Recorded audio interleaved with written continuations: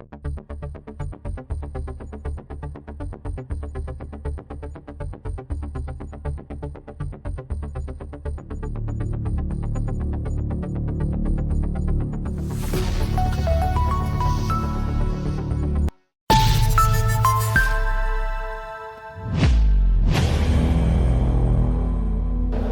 is also heartbreaking to learn that just 2 years ago, 15,000 children between the ages of 0 to 14 months lost their lives to AIDS-related illnesses. Each of these children represented not just a statistic, but a future full of potential that was sadly cut short. The ongoing challenges faced by these children highlight the urgent need for sustained action to improve prevention strategies, diagnosis, and access to treatment. In Nigeria, hepatitis and syphilis are public health diseases of concern. As noted by experts, hepatitis, particularly hepatitis B and C, continues to pose a significant threat as it can lead to chronic liver diseases and even cancer of the liver. Syphilis, if left untreated, leads to miscarriages, stillbirth, congenital anomalies, neonatal and infertile deaths, amongst others. The goal of this campaign is to raise awareness, renew our commitment, and take collective action against these diseases. This, I believe, aligns with our shared vision of a healthier Nigeria, where every individual, particularly women, youth, and children, can thrive and live healthier lives. This vision is in line with the renewed Hope Agenda on Health of His Excellency President Bola Ahmed Tinubu's GCFR, which focuses on health as an essential pillar of development.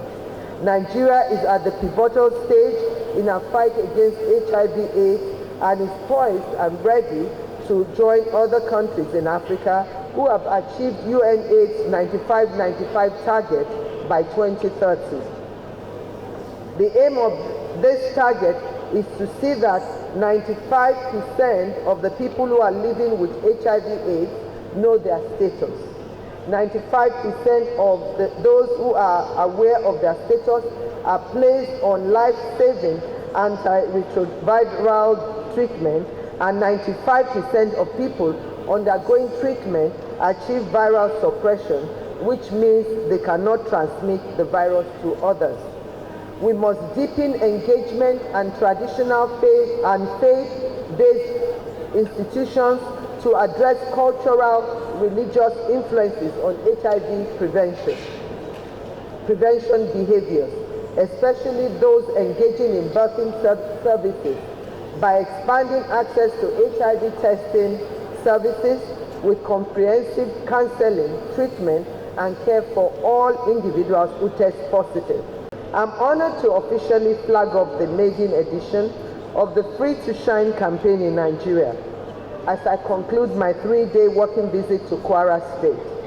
The Free to Shine campaign is an advocacy initiative of our African Union and the Organization of African First Ladies for Development, UAFLAD, and global partners to address the growing complacency in the response to the spread of HIV/AIDS in Africa, with Nigeria having the highest burden of HIV/AIDS in sub-Saharan Africa due to the size of our population. The burden is particularly high among children, youth, women, and marginalized groups. To complement the Free to Shine campaign, I've also decided to advocate for the triple elimination of HIV/AIDS, syphilis, and hepatitis by 2030. This campaign will be held across the 6 geopolitical zones of the nation. Today, we are flagging off the campaign for the North Central Zone in Kwara State. The Free to Shine campaign aims to significantly reduce the number of new HIV infections among women of reproductive age, prevent mother-to-child transmission of HIV, that is also the vertical transmission, and to guarantee that every child born with HIV receives the necessary treatment and support to thrive. According to the Federal Ministry of Health and Social Welfare, in 2024, there were over 140,000 children and nearly 2 million adults living with HIV/AIDS. Also, it is reported that most infants born to HIV-positive mothers are not tested within the first 2 months of birth, largely due to the fact that the mothers are not aware or they are ignorant of the consequences of their actions.